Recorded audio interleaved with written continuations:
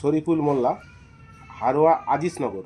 এই আধার কার্ড এবং এই দলিল অনেক কিছু জিনিস কুড়িয়ে পেয়েছি।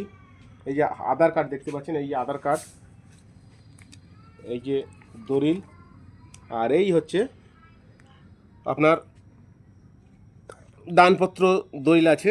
এইতে অনেক কিছু আছে, তার মূল্যবান জিনিস আছে। যে ব্যক্তির হারিয়ে গেছে সে হয়তো খোঁজাখুঁজি করছে, আমার মনে হয় আমার কাছে এসে এই জিনিসটা যাতে নিয়ে যায় ভালোভাবে।